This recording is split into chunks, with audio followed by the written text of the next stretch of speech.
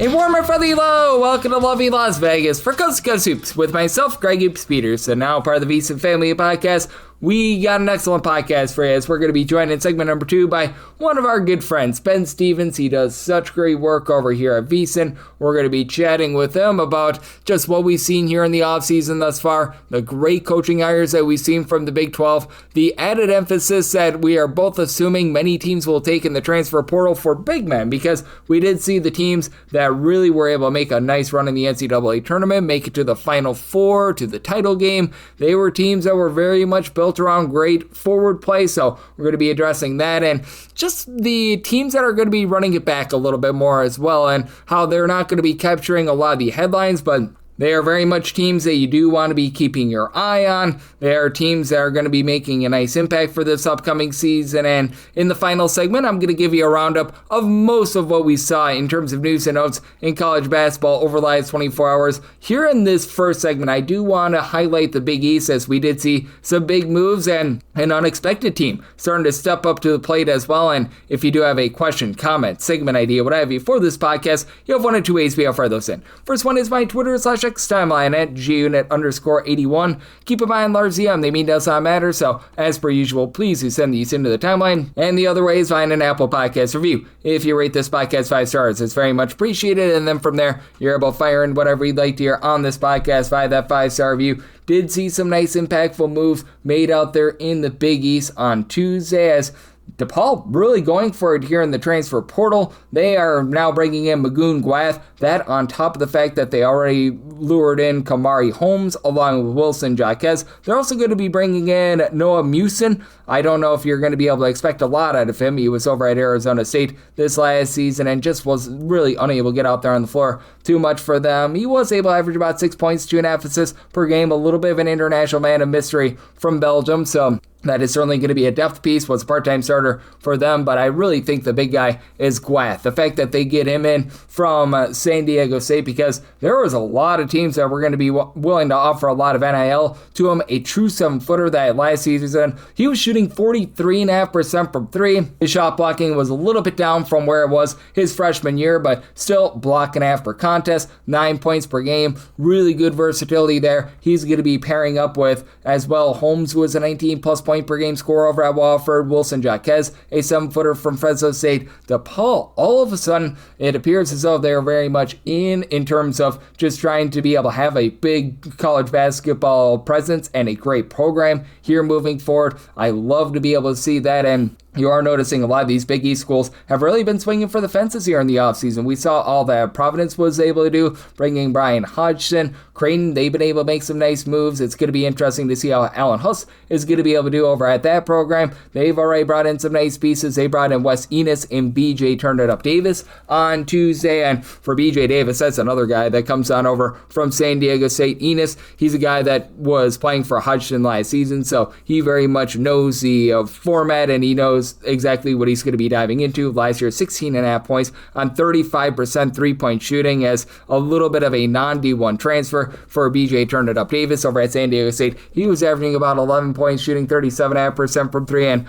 while UConn has not brought in a lot of pieces via the transfer portal, they did a nice job being able to have Silas Emery come back to school. He decided that he will be returning for this upcoming season. And in my opinion, that's even bigger news than being able to acquire someone via the transfer portal. Last season, he was their leader in assists with about 6 assists per contest. You could tell just how different that team looked in that game against Illinois versus their first few games of the NCAA tournament, because he was dealing with a little bit of an injury, played 31 minutes in that game against Illinois, was able to have a big impact, supplied the team with 9 rebounds, wasn't necessarily too much of a scorer, but a really good glue guy in general for this UConn team. So some very good moves made out there in the Big East on Tuesday. There was just a lot of moves in general in college basketball made on Tuesday. We're going to give you a recap of those in the final segment, and coming up next, we're going to get you a great chat with our good friend Ben Stevens right here on Coast to Coast Hoops with myself, Greg Hoops Peterson, now a part of the VSIN family of podcasts.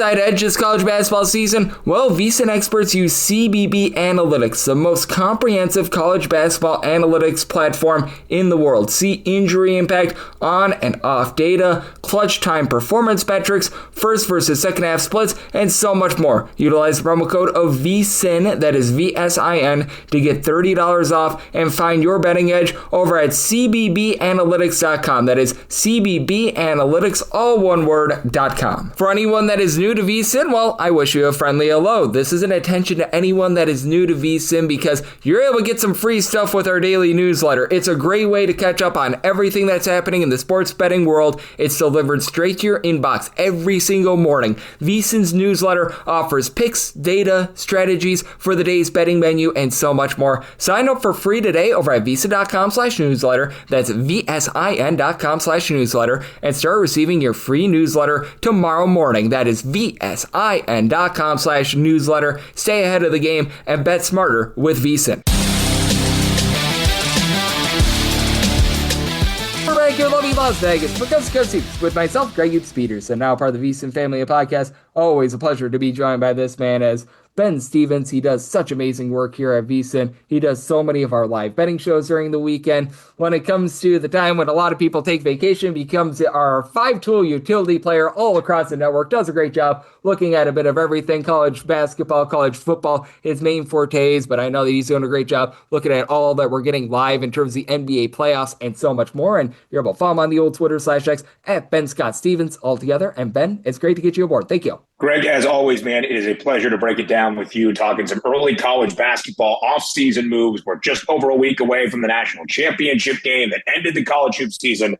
But as you alluded to here on VSIN, it never stops. We're to the postseason in the NBA, the Stanley Cup playoffs, your forte of Major League Baseball underway, and a very fun first few weeks in the sport. So always good to be here with you. Oh, it is always great to have you aboard. And just with regards to this offseason, do you think that there might be a little bit more of an emphasis on big men than we've seen in the past? Because I think that you'd agree with me on this. The teams that made it really far in the NCAA tournament, they certainly had good guard play. I'm not going to say that it was like bad or anything like that, but while they had good guard play, it felt like they had great play down low with Michigan and Arizona, which I thought that was the de facto title game in the Final Four. You saw it with UConn, and I really think that in this day and age of college basketball, it's been a big man's game. Yeah, absolutely, Greg. I think we saw it with those four teams that reached Indianapolis. Illinois was the tallest team based on average height around the country, and yet playing at a very efficient level on the offensive side of the floor. Defensively as well, to win those four consecutive games to earn their first Final Four berth in more than 2 decades. Terrence Breed Jr. perhaps was the most dominant player in the entirety of the Big Dance,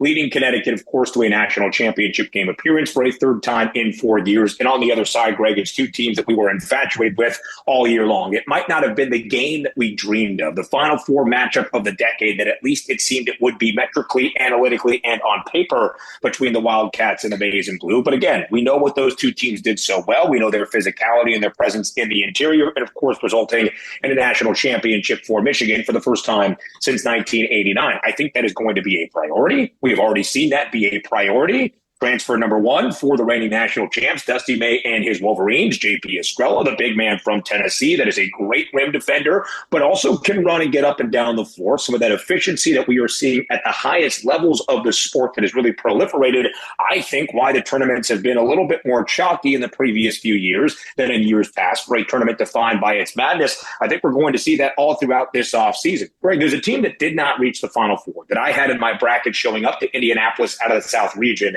in Houston. We know the Cougs always bring that intensity, always have that physicality, and a lot of that is on the interior as well. I think one of my favorite portal additions in the first week of the transfer portal being open is the big man from Kent State and Delrico Gillespie, one of 2 players at the D1 level this year, along with Washington's Hannes Steinbach, who is going to be a lottery pick, and if he's not, the NBA is not doing things correctly in terms of monitoring the collegiate level. But Delrico Gillespie is literally crafted in a lab to be a prolific player for Kelvin Sampson. And again, that's a big man that plays with physicality, that crashes the glass and is very efficient around the cup as well. I think we're already seeing it be a priority. I think it will continue to be a priority for teams teams around the transfer portal this offseason. Yep, I certainly do as well, and I think that it's going to be a lot of fun to see how these teams mix and match and form their rosters here moving forward, as Ben Stevens, who does such amazing work over here at VSiN, is joining me on Coast to Coast Hoops. And one big takeaway that I've had from the offseason thus far, I've just been really impressed by the coaching moves that we've seen out there in the Big 12 as well. As we know, the Big 12, I mean, it's obviously a great conference in college basketball. We saw Arizona make the Final Four. You alluded to it. Houston doesn't make the Final Four, but I mean, they still had a great season regardless. But it feels like a great conference gets even greater with Casey Alexander heading on over to Kansas State,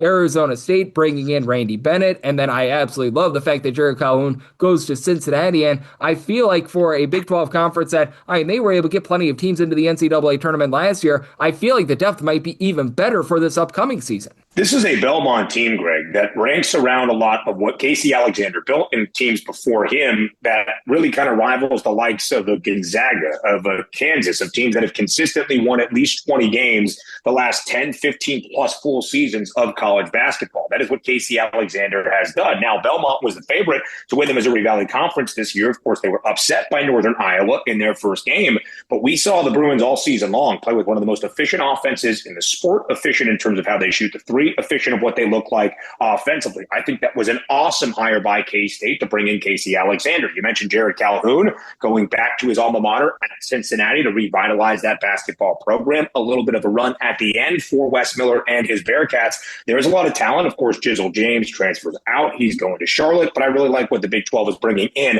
And it's still going to be one of the most unique and weird things as 2026-27 in college basketball begins this upcoming November to see Randy Bennett not in Moraga, but of course at Arizona State. I think a lot of that has to play with the WCC losing its standard bearer in Gonzaga to the newly revamped Pac-12. But of course, Randy Bennett is going to bring that same level of physicality to Tempe that he built for decades plus, of course, in Moraga for the St. Mary's Gales. That's going to bring at least consistency, I think, in the near middle of the pack for ASU this upcoming season in college basketball. So yeah, all that you mentioned there in the Big 12 conference in terms of those coaching hires. And in fact, retention, I guess it's not retention to keep Bill Self, but the fact that Bill Self is not retiring and returning to Lawrence this upcoming year, there's going to be so much stacked talent, of course, in that conference. Tommy Lloyd foregoes the North Carolina job. He gets himself a very large raise in commitment from that program in Tucson. They're going to reload and restock for 2026, 27 and beyond. So it's a really deep basketball conference. It's one of the best annually now in the sport, and it will continue to be, it seems, next season. Yep, I'm right there with you. I absolutely love the moves that have been made out there in the Big 12 thus far. And what else I think has been interesting to look at as well is, Ben, I know you and I, we both have roots in the Big Ten, but I do have to pay a little bit of respect to ACC because it does feel like a conference that's improving. I don't think that it's on par with the Big Ten or the Big 12 quite yet, but Jerry McNamara, I thought was a really good hire from Syracuse, one that was maybe a surprise just a few months ago, but I think that he proved he was worthy of the job. There were a lot of guys in the previous cycle like Luke Locks that have been able to do nice things over at Florida State thus far. Ryan Odom, he was able to do a good job with Virginia, and we've seen Louisville be, in my opinion, the biggest spenders here in the transfer portal thus far, and it does appear as though the ACC, Mike Malone, who knows what's going to be happening there, but it appears as though they're all in on trying to be able to get back to some basketball prominence. Yeah, no doubt about it, right? The biggest move of the offseason, it's going to be the biggest move anytime a program like a North Carolina, a Duke, a Kansas, a Blue Blood is going to have to replace a head coach is Michael Malone in Chapel Hill. I don't think it's fair to make the comparison of a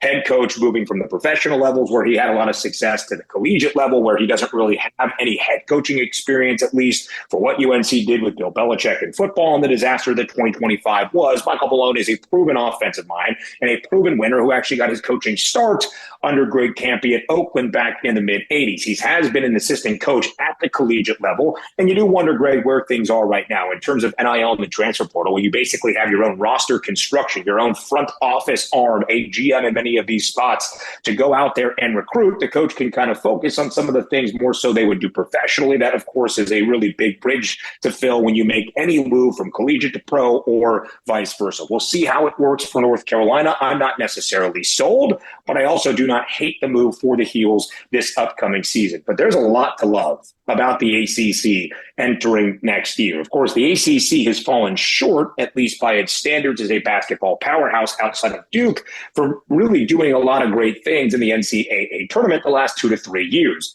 But Louisville, of course, spending heavily in the transfer portal market. Now, if you look at the On3 transfer portal team rankings, Louisville's down in the mid-30s nationally. If you look at 24/7 Sports, Louisville has the best transfer portal class in the country because 24/7 just focuses on the guys coming in, not the players leaving the program. So when you have guys that come to Louisville, in terms of Jackson Shellstat, in terms of Fori Badunga, you are going to be absolutely loaded. I love what this Cards team is going to do. I'll see how Shellstat shoots the three in a Pat Kelsey system that, of course, we know Louisville is going to hoist around 53 to 54% of their shots from deep this upcoming season. But, of course, two of the biggest names, two of the biggest stars in that transfer portal making their way to Louisville, Kentucky. There has been that investment into this program to get back to the standard of what we have known there inside the KFC Yum Center. But there's a couple of teams within the ACC that I am incredibly intrigued by entering this next year. You mentioned one of them. How could you not love the first year in Charlottesville for Ryan Odom? A round of 32 exit against Tennessee, but again, a Virginia team that I think is building in a very positive way entering 2026-27 because of the style of Ryan Odom's coaching philosophy that, of course, has had success at every stop he has been at. And then another name who I think should have been the ACC Coach of the Year, I believe that he actually was, it's Jay Lucas at Miami. What Jay Lucas did in his first year at Miami was marvelous and historic. What Jay Lucas is continuing to build, it would seem this offseason, is really good. When you add in the likes of the Caden Lewis, the very talented guard out of Villanova, that can shoot the ball, that can play the point, that can facilitate. I think it was a really good job for Jay Lucas, who has built up that program in a very short time. And I think he's proving that he's a head coach that really a lot of athletic guards want to play for. Really interested to see what Miami does in the 2026-27 season. I like what the offseason has already been in Coral Gables. Yep, I think that with Miami, they certainly have gotten online. It was clear that that final year under Jim Larinaga, things were just not going great. Jay Lucas, year number one, restored order. So I thought that was massive for them, as we do have Ben Stevens, who does such great work over here at VSIN, joining me right here on Coast to Coast Hoops. And just how do you take a look at this offseason where everyone's talking about the transfers, and rightfully so, Louisville shelling out the money and what have you, but silently some of these teams are trying to retain guys. Like we saw St. Louis bring back pretty much everyone aside from Robbie Avila, and the reason why Robbie Avila is not back is because he can't be back even if he wanted to. And we saw Michigan re-sign Elliot Cadu. I thought that was a nice move. The Purdue Boilermakers, they've got so much of their core back as well, and I feel like these are the teams that are not going to get the fanfare because it's not as splashing of signings as you're going to be seeing with like Louisville, but I really like the moves that those teams made week number one, making sure that they got a lot of their core back. Greg, as a college basketball guy, as a college hoops aficionado, you know that one of the great follows in this sport, both because he really does break news and because he is a parody and fun account that celebrates all that college basketball is Trilly Donovan. And his saying when it comes to transfer portal season, it's not necessarily about the guys that you bring in, it's about the guys that you retain. And to have that retention is going to be vital for teams that want to make a run to a national championship. Yes, Michigan had the third best transfer portal class in year number 2 under Dusty May. Yes, Michigan was the first team with 5 new starters that were all transfers from a different program a season ago to win a national championship in this current day and age. We understand that, but of the teams that were top 10 in terms of the portal classes, only 2 teams saw the second weekend. It was Michigan and it was St. John's with that best portal class entering 2025-26. So retention is also going to be a very key name of the game. And there's a couple of teams that you mentioned there. The reigning national champs in Michigan. We already talked about the addition of J.P. Estrella to replace some of the bigs that they are going to lose in their front court. But Elliot Cadeau is very much the point guard of that program in Ann Arbor. We saw Trey McKinney have a huge NCAA tournament and a huge sequence in the final 2.5 minutes of that national championship game that really sealed a title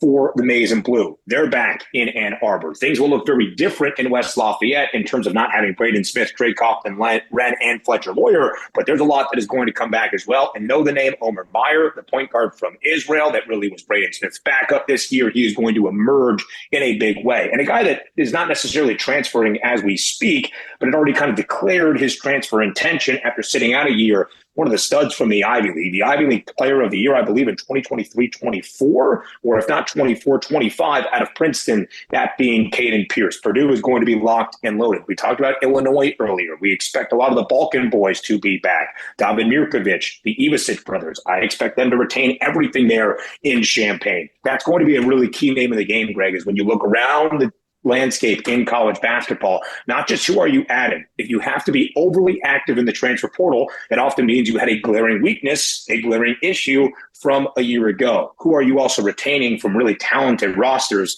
Again, a team like Nebraska out of the Big Ten, to have back Braden Frager, to bring back Price Sandford. That is going to be huge for Fred Hoiberg and his Husker team to build on a historic season that saw their first win in the NCAA tournament and, of course, the first dance to the Sweet 16 as well. There's another team, Greg, just quickly in the Big Ten, because that's where you and I have a lot of our kindred spirits and ties, that has been going big in the transfer portal the past few days with the addition of the Notre Dame transfer and Marcus Burton and the big man from SMU and Samet Yigitolu from the Stings. Just we heard about it on Tuesday afternoon. It's Indiana and Darren DeVries in desperate need of a much better second year after missing the NCAA tournament in his debut season in Bloomington. They are the top transfer portal class as we speak right here, right now, according to On3. But again, some of that is great. It should be. He needed to rebuild his roster. He needed to reconstruct things, and he has done a really good job with that task at hand. But the task at hand has a reason. It had to be a priority this offseason because Indiana, frankly, was not good enough in terms of how their overall roster was built a season ago under DeVries. So that's really important stuff to kind of take with a grain of salt. If you see teams that are having a great portal season, that are top 5, top 10 nationally, that's wonderful. But know why they are top 5 and top 10 nationally when you think about what they are trying to do entering a new season.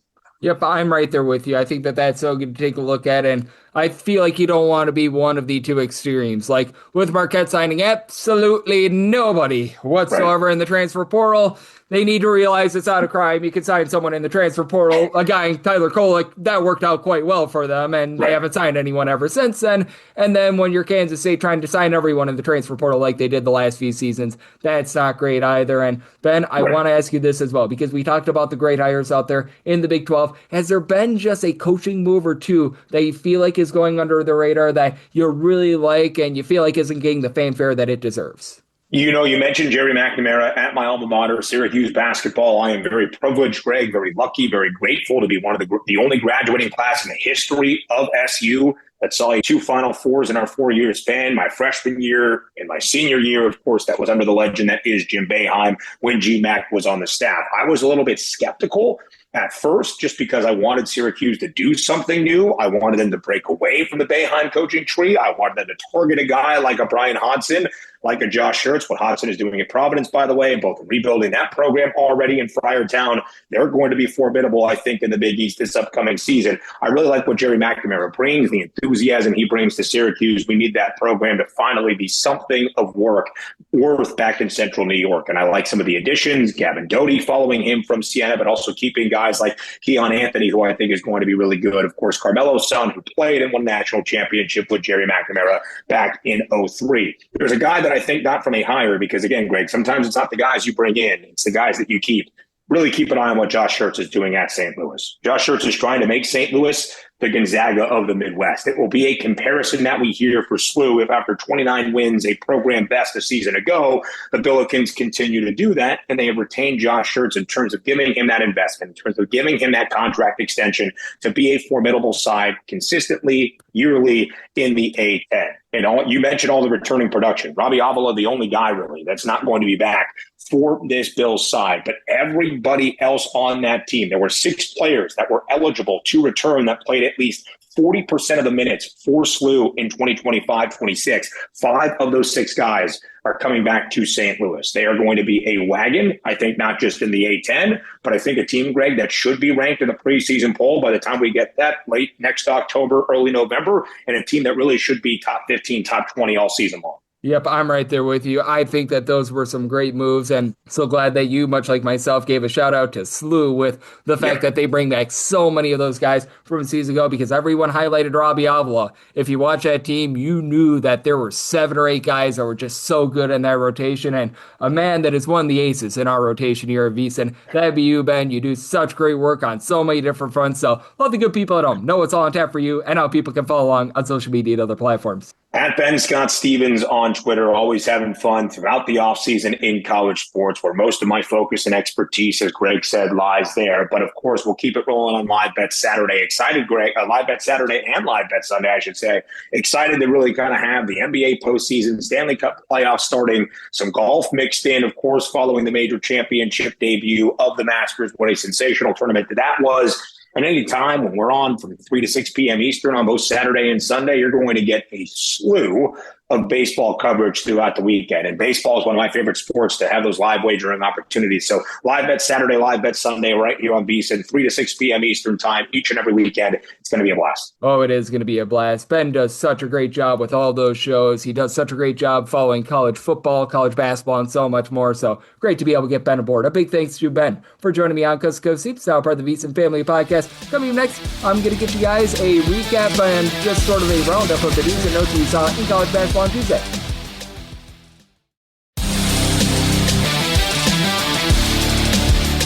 And we're back here in lovely Las Vegas for Coast to Coast Hoops with myself, Greg Hoops Peters, and now part of the VSiN Family Podcast. It is always a pleasure to be joined by Ben Stevens, who does such amazing work with us over here at VSiN. He does so much of our live betting shows on the weekends. He is so dialed in to what we're seeing in college basketball, college football, and so much more. So a big thanks to him for joining me in the last segment. And now it is that time of the podcast that I give you a recap of the news and notes that we saw in college basketball on Tuesday. Already covered a lot of the big-time Big East notes, but Jeremiah Wilkerson, he has decided that he is going to be staying out there in the SEC. Last year was one of the main men for Georgia. 17.5 points, shot 35.5% from three-point range, and now he's going to be heading on over to Arkansas. And for Arkansas, a little bit slow going here in the transfer portal thus far. This gets them on the board, but I do think that for Arkansas, they are very much going to be spending heavy. They know that they're going to be losing some of their big guys from a season ago, losing Darius Acuff, who's going to be going very high in the NBA draft. They need to be able to reload, and Wilkerson might not have ideal size at 6'1", but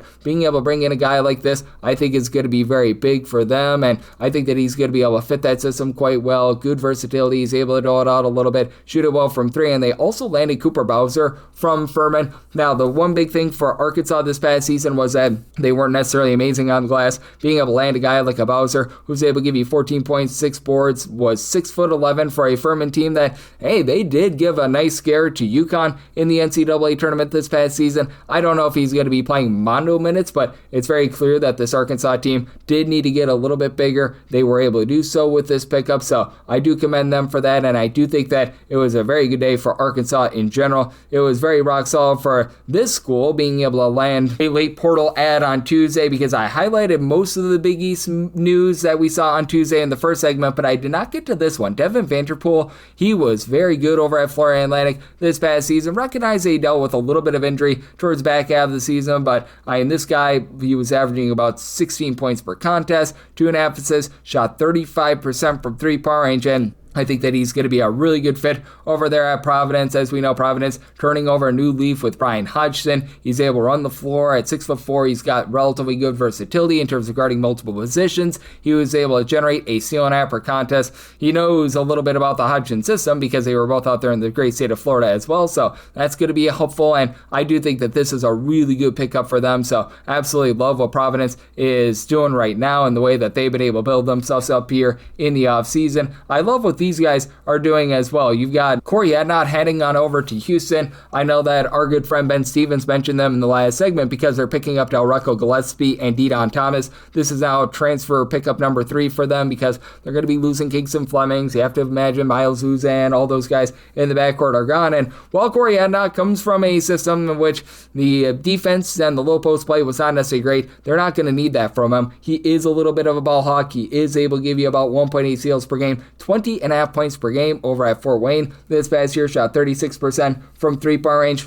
with him being like a number 3, number 4 guy, because he's not going to be the primary guy. That's Deion Thomas. So they're not going to be asking overly much of him. I think that this is something that can work out very well for them, and I thought that that was a good move. So do love what they're going to be doing there. For Brendan Johnson, he has decided that he is going to be going to Coppin State. Didn't see a lot of playing time over at Merrimack this past season, but when you're a school like Coppin State, you need all the pickups that you can get, so that helps them out. And then for Cleveland State, I love this move. They get 6'8" Alex Brescotter. Hopefully I got that correct, who comes on over from Wright State. When he was over at Wright State, was limited to 15 games this last season, but he was able to pop it well from 3. Actually shot 60% from 3, albeit he only shot 23s this season, but still, he went 12 of 20 from 3-point range, 4.5 points per contest. For Cleveland State, they were a good 3-point shooting team. They were not such a good defensive team, so they are going to need to be able to do a little bit of a better job there, but I thought that that was a good pickup and one that went a little bit under the radar. Jelani Hamilton, he has decided that he is going to be going to Florida Atlantic.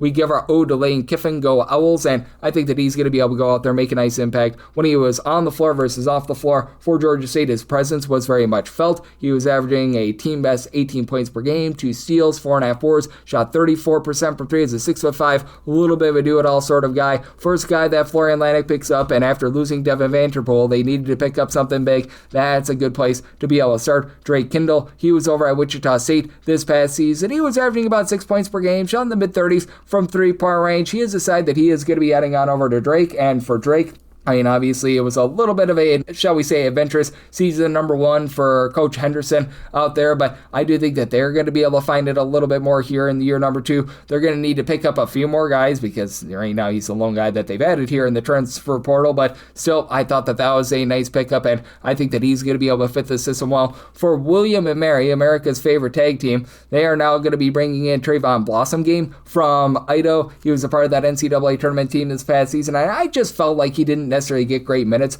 over at Idaho. He began his career over at Fairleigh Dickinson, where he was able to see a little bit of playing time there. This past year, he was averaging about 4 points per contest. After being a primary starter 2 seasons ago, he was able to shoot about 38% from 3-point range. I think that he's going to fit the William & Mary system relatively well. Is he going to be a guy that goes out there and gives you double figures? No, but this is the sort of guy that I think that the Coach Earl style really caters to, and I like the fact that they picked him up here, so that was a solid one. And I like what Wichita State is doing here. They picked up Jordan Frinson a few days ago in the transfer portal. Now they've got a running mate in Jahari Long coming along with them. He was over at George Mason this last season. Shot from 3-point range about 38%, 12 points per contest. Began his career over at Maryland. He's probably going to need to get a waiver because he's already completed 4 years of college basketball. So I'm not sure how he's getting another year of eligibility, but somehow, some way, it looks like he's going to be getting another year of eligibility. He's been in college since the 2020-21 campaign, but he had himself a nice year this past season. Being able to have a backcourt of Frinson and Long in that Palm Mills style, I think is going to be really, really good. So I'm very excited to see what they're going to be able to bring to the table, and I thought that that was a nice pickup for them. I think that this is a good one for Grand Canyon as well. They have shown over the last few seasons that they are a team that is not afraid to spend, and they're going to be bringing in Jaden Zimmerman. Zimmerman was able to make a nice impact for the Quinnipiac Bobcats this last season, supplied the team with 15 points, 2.5 assists, not a great shooter at about 31% from the outside, but when it comes to Grand Canyon, they're not necessarily a team that's going to be looking to just bomb it from 3-point range or anything like that. They already were able to get Mekhi Williams back. He was testing the waters in the transfer portal. He decided to return, so I do like the fact that they bring in a guy like this who I think is going to be able to fit the system really well. Jalen Lowe, well, he was very low on the totem pole for Kentucky this past season because he just was unable to get out there on the floor. He was limited to only 9 games. He has decided that he is going to be heading on over to Georgetown, and that's another good pickup for the Big East. For him 2 seasons ago over at Pittsburgh, the 2024-25 season, he was averaging 17.5 points per game. Now, career 29% 3-point shooter, and Georgetown has not necessarily been a team that's really lit it up from 3, so they're going to need to surround him with some shooting, but that season, 5.5 assists, 2 steals per contest. He can do a nice job in terms of running this show. We'll see what they're able to bring back from last year's roster, but pair him up with some scores. I do think that there's going to be something nice to be had there. Something nice for George Mason is bringing in a pair of nice transfers Emmett Adair. He's the first one. He comes over from Loyola, Maryland. He was averaging last year 14.5 points, 5.5 boards, 6'9", sort of a combo player with them losing Riley Allenpatch in the transfer portal. I feel like he's going to be able to fill that void very well, so I like what they were able to do there. And then you had Michael Marcus Jr. He was over at Appalachian State this last year, and he's not a guy that's going to put up a bunch of points, but for George Mason, I felt like they lost their way a little bit on the defensive side of things. Appalachian State, one of the slowest teams in all of college basketball, one of the best low-post defensive teams in all of college basketball last year, put up about 8 points, 6 boards. Not too much of a shot blocker, but is also a guy that is career 35% three-point shooter at 6'9". So you've got a pair of guys in Adair and Michael Marcus who both stand about 6'9". They're able to pop it and lock it from three-point range. I think that is very good for them, and I do love the pickups that they've got there. I do like this for Georgia Tech as well. They're bringing in finally someone. We'll see if they're able to get back online, but Tyler Jordan, he was a former top 55 recruit. He was supposed to go to Ole Miss this last year as a 6'9" gentleman that I need his primary low post player. Is he able to step out on the perimeter, take a few shots? Sure, but he's a guy that should be able to help them out down low. I do think that him going on over there, that's going to be a good fit for them, and one that is much needed, because for Georgia Tech, they lost quite a bit here in the transfer portal this offseason, and for Georgia Tech as well, Mohamed Siala, who was a big impact guy for them this past season, was limited due to injury, and you could tell that when he went out due to injury that this team was not the same team. He played in 16 games,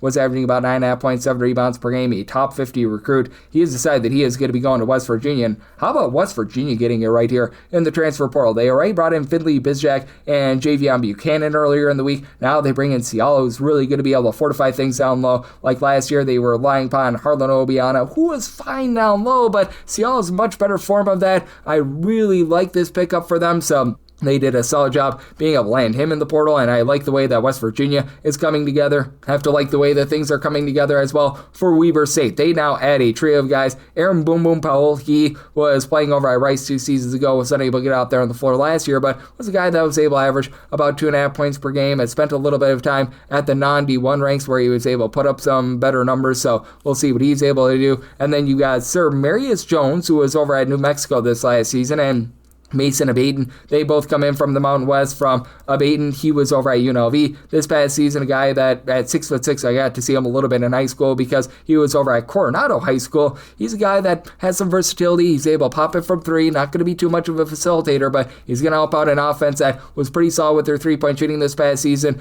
Marius Jones, he was another guy that redshirted. He's from the great state of California. Another guy that I still think that Weber State, they're going to need to find that primary facilitator, and they're going to need to find a guy that they could put the ball in the hands of, but it's very clear they're looking to be able to bring in some good three-point shooting, and I think that they have done a very good job thus far of that. RJ Jones, he last season was over at TCU, and he was just limited due to injury, a former top 100 recruit. He was only able to get out there for 9 games, averaging about 2.5 points per contest, and he's going to be rolling the dice on going on over to Washington State. You've already seen Frazier Knight at the Roxborough, who was over at Manhattan last season. He's going to be heading on over there as well. He's a 6'3" guy that, for his career, shot about 31% from three, but in the small sample size this past year, about 35.5% from three. Not necessarily a primary facilitator, so they're still going to need to check that box. But that said, for Washington State, does appear as though they're getting a little bit of depth. They're getting those ancillary pieces. We'll see if they can land that big piece here moving forward. This one I think is a interesting one. 7-footer Kai Yu. He was over at Bradley this last season. Just really wasn't a fit with Bradley's system. They were looking to go a little bit more guard oriented. He was able to get out there for about 3 points per game. One of the few gentlemen from China that are currently playing college basketball, and at 7 feet tall, was able to pop a few threes, shot 27.5% from three-point range. He has decided that he's going to be heading on over to Valparaiso. It's a Valparaiso team that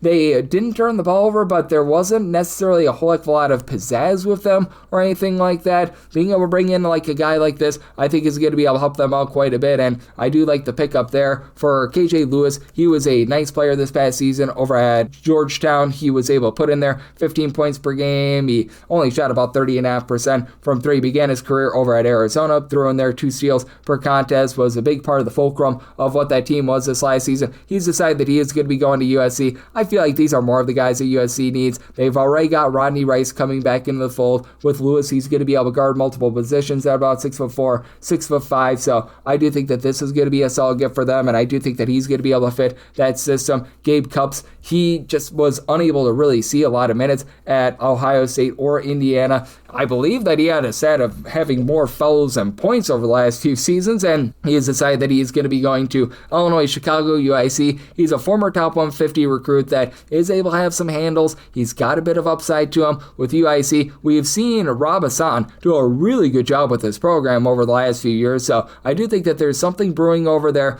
We'll see how much they're going to be able to get going moving forward, but I thought that that was a really good pickup for them. Edrin Bronson, he was over at Furman this last season. He's decided that he's going to be going on over to the Citadel, so nice to see the Citadel land someone. I recognize that maybe you're not going to be getting a lot of fanfare here, but still, the guy that put in their 5.5 points, shot about 32.5% from 3-point for a team that made the NCAA tournament. They also brought in Joe Hubert, who he was over at Davidson at 6'11". He gives them a little bit more size than what they've had in the past. They're doing a nice job there, so I like the pickups on that front. And how about Tennessee Tech? In the offseason, they hired on Tobin Anderson, who we all remember he led Fairleigh Dickinson to that upset of Purdue in the NCAA tournament, and they have made some nice moves. They're bringing in Dante Green from South Florida, Trent Mascara from Lemoyne, and Caleb Hollenbeck from Marshall. I know that they're moving up a little bit of a level, so they are looking to be able to compete a little bit better in general. For Hollenbeck, he last season was over at Marshall, and he was able to do a relatively solid job in terms of being able to provide for that team. As for Caleb Hollenbeck, he was putting in there about 5.5 points, shot 39.5% from 3-point range, and if you recall, when Anderson was able to lead Fairleigh Dickinson to the NCAA tournament, they were one of the smallest teams in all of college basketball, but Kabam from 3. For Trent Mascara, he was scary for Lemoyne along the perimeter, 13.5 points, 6 boards, 2.5 assists, and about a 35% 3-point shooter that would throw in there about a steal and a half per contest as well. And then you have Deontay Green, who had probably the most, shall we say, pedigree with regards to his experience this past season over at South Florida. Was unable to get out there on the floor due to injury. He is, though, a former top 100 recruit that when he was out there 2 seasons ago for South Florida was putting in there about 6.5 points per game. Not a guy that can really bomb from 3, but I imagine that he's going to be able to give you some good versatility at 6'10". I think that Anderson learned from his mistakes of perhaps going a little bit too small earlier in his days, and he's going to be bringing him in for some reinforcements. So I really think that those are some very, very nice pickups for them. This is a nice pickup for Stone Cold Stephen F. Austin. They've already added some nice depth pieces that are going to be able to hit the glass. Now they're going to be looking to a little bit more of a go-to scorer. As for Louisiana Monroe this last season, it was not great for them, to say the least. But that said, for MJ Russell, he was able to put in there a relatively nice year. He began his career over at Mississippi State, 15.5 points per contest from 3-point range. Shot in that neighborhood about 31% from 3, but was able to give you a steal and a block per contest at about 6'3", and is a guy that's able to guard multiple positions. I think that he's going to be a really good fit here for Stephen F. Austin. Love what they're bringing to the table for St. Bonaventure. They went to the Division II ranks for their hire here in the offseason, as now it's going to be Mike McDonald who takes over after Mike McDonald was able to be a really good Division II coach, absolutely dominated the last few seasons over at Damien College, and he has lured in quite a few of the guys that he coached up at the D2 ranks to be able to join him, so that's something that's going to be big for them. And they did get one transfer that was of a little bit of a higher level thus far. They're going to be bringing in Abkar Wahid III. He was over at Boston College this last year. Now, wasn't necessarily too much of an impact guy or anything like that, but has a relatively nice pedigree, should be able to come in there right away, be able to give you some versatility at 6'6" after he redshirted this last season. So I like what is being built over there, and I do think that they are on their way up. This school is trying to be able to build themselves up as well. That would be San Diego State. A little bit of a down year for them this past season. They've decided to bring in Nick Anderson. He was a rock-solid piece this last season over at Rice. We give our to Lane Kiffin. Go Owls. It was averaging about 15.5 points per game. Shot 40% from 3-point range. Began his career over at Prairie View, where in Prairie View he was giving that team 19 points per contest as well. Nice go-to scorer. Guy that's able to generate some turnovers. So I really like what they're building over there at San Diego State. Now, you lose Magoon Gwath, you lose a few other guys, so it's going to be a little bit rough for them, perhaps, in terms of the short term, so they're going to need to ink a few more guys, but I do think that they're on the right track, and so is Pittsburgh. I highlighted them yesterday. They're bringing in pretty much the ACC Avengers at this point. Nathan George, Bane Dongo, Jonathan Boom Boom Powell, all coming in from the ACC. Jalil Bethea, he was over at Alabama, and Miami, a former top 25 recruit. Now they bring in Alan Sumler, a guy that was at a lower level, but was just putting the ball in the basket this past season. 19 points, 5 boards, 4 assists, shot 39.5% from 3-point for a Charleston Southern team that did not give up good looks whatsoever. Now, did not generate any turnovers whatsoever, so that's a little bit of an issue, but still, I like this pickup for them. And then I like this pickup for Penn State. It was a very, very, very down year for them this past season, but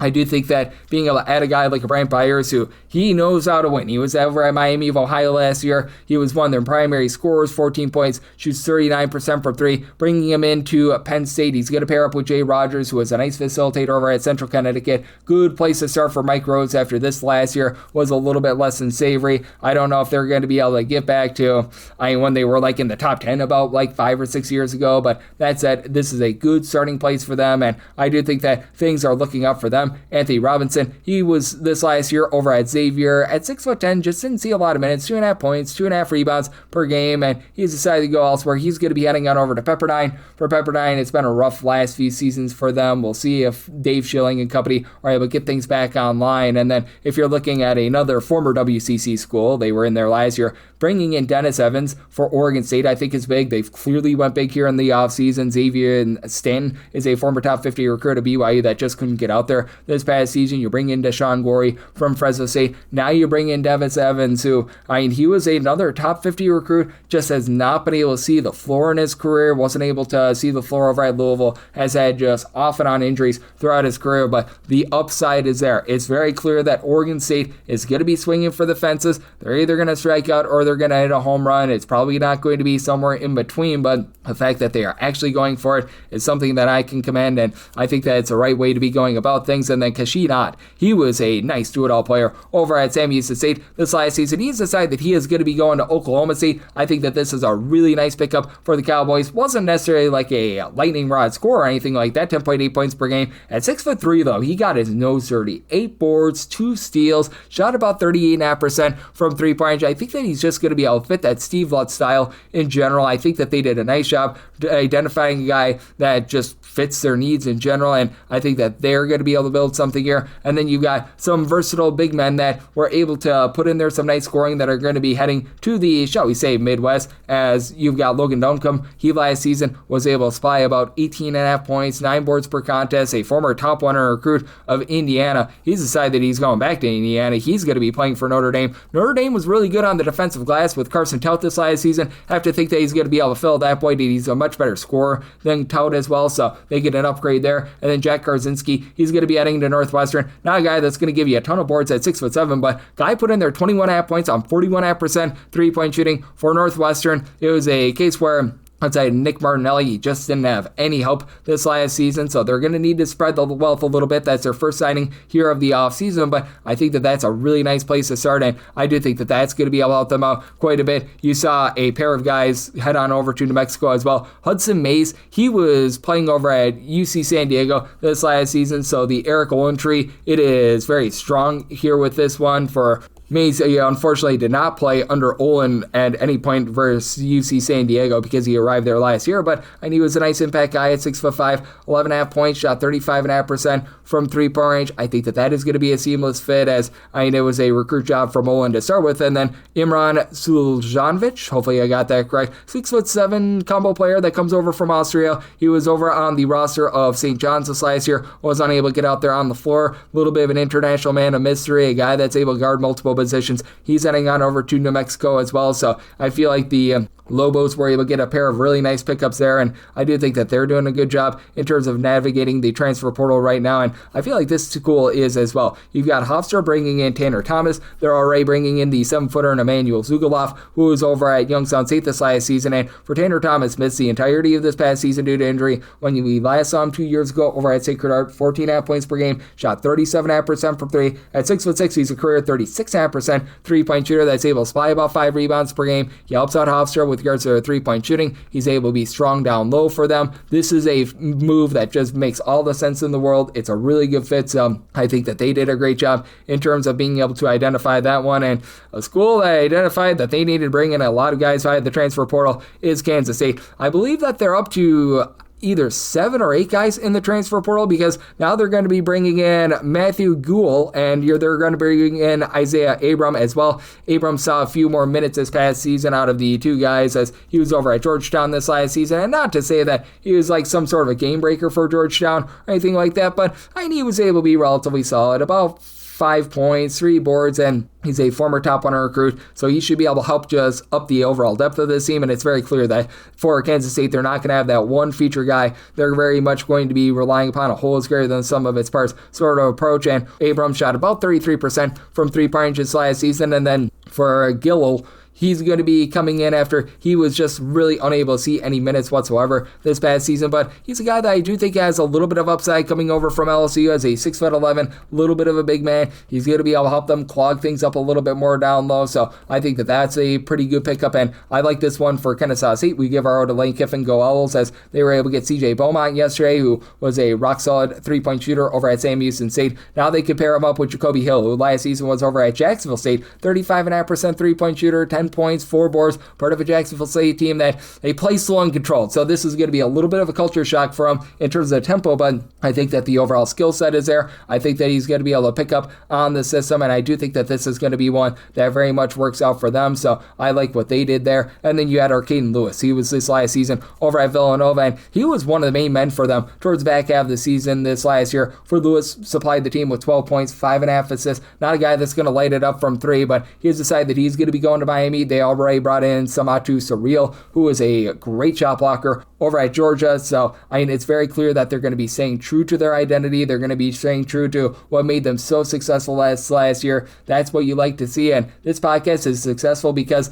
we go at it every single day. There is not a day off in my world, because in college basketball, when you got 365 going to be 366 teams for this upcoming season, always have to have your head on a swivel and always have to be preparing for the next season. And I'm going to do that right here on Coast to Coast Hoops. And if you do like hearing from this fine podcast, Coast to Coast Hoops, you're able to subscribe wherever your podcasts, Apple Podcasts, Google Play, Spotify, Stitcher, and TuneIn. If you have a question, comment, segment idea, what have you for this podcast, do have 1 to 2 ways we offer those in. First one is my Twitter/X timeline at gunit_81. Keep in mind, letters CM, they mean does not matter. So as per usual, please do send these into the timeline. And the other way, that is find an Apple Podcast review. If you rate this podcast 5 stars, it's very much appreciated. From there, you're able to fire in whatever you'd like to hear on this podcast via that 5-star review. And big thanks once again to one of our good friends. He does such a great job just whenever he's on this podcast, and Ben Stevens does amazing work here at VSIN. So big thanks to him for joining me in the last segment, and big thanks to you tuning in. I'm going to get you guys picks and analysis on every game every day when we get there, and in the meantime, we're going to get you caught up on what we're all seeing in Portal Combat, as they like to call it. So I appreciate you tuning in today, and I'll be back with you Wednesday tomorrow. Thank you.